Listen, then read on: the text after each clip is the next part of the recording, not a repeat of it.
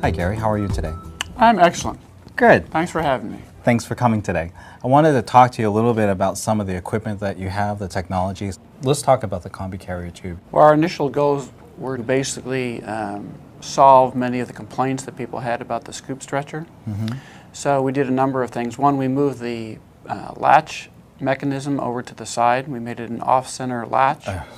Made it a lot easier to work and around the person's head. Yes. And it works much more like a plastic spatula that's going underneath the patient. Okay. And it does separate at both ends. It also has a continuous head surface. So patient is most likely not going to be extended when they're laying on a backboard, so there's better neutral alignment for the patient. In the 12, 13 years we've been making that device, we haven't had a single return of that device. So it's basically much more durable.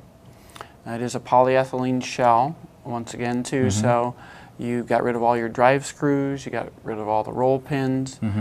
We went to a single leading edge as opposed to having multiple panels, so we got rid of all the corners, so you don't have as much of a pinching problem. And the total profile of the device, how does that compare to a backboard? It's actually a little bit longer. It's about an inch and a half longer than the standard backboard, and it's 16 inches in width, which is pretty much the width of your standard backboard. Okay. So it fits in all your standard backboard compartments, which is a real concern too of storage space for most apartments. So now they have basically one product that serves as two products in one, so it's a lot more versatile.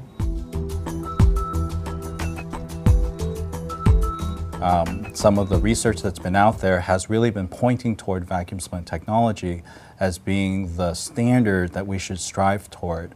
And I know that you have a FASPLINT out there, and I'd like to hear more about that. You basically have a shell envelope that's filled with small polystyrene beads, and then this would be molded around a person, and then you'd open the valve, connect some type of pump, either a manual pump or their portable suction device, and suck the air out while it's molded around the extremity or the hips or wherever it's being used. And then the air is evacuated out of the splint, the valve is closed, and you basically have a moldable cast that fits to each individual person. So it's the only thing out there that basically is going to be able to immobilize without applying unnecessary circumferential pressure. And that's the issue where the physicians and the trauma docs really like it, because it doesn't basically cause any more vessel damage or nerve damage.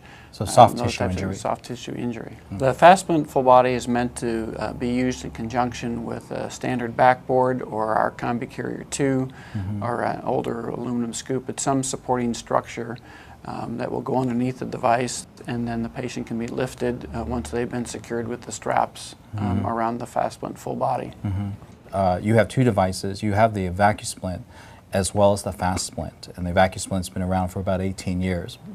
Talk to me a little bit about the differences between the two. The VacuSplint product line is our original product. It uses a heavier material. It's made to be a durable product. Some services have had them 10, 15 years. It also has some straps that are attached to that device, whereas the FASPLINT is a lower cost item. We tried to use the same technology in regards to the beads, but it's not meant to last 10 or 15 years. We market it as a semi-disposable splint. We have it both with the extremity splints as well as our new full body immobilizer. And so this is now allowing many more departments to basically get into it at an affordable price point and get the clinical benefits of that technology. Great. Well, Gary, thanks a lot for spending time with us today. It's really great that your products are out there. I'm hoping that this information will get out to the practitioner so they understand that this type of equipment will help improve their ability to manage the care of that patient with a spine injury. So I appreciate your time. Thank you very much, and it's been my pleasure.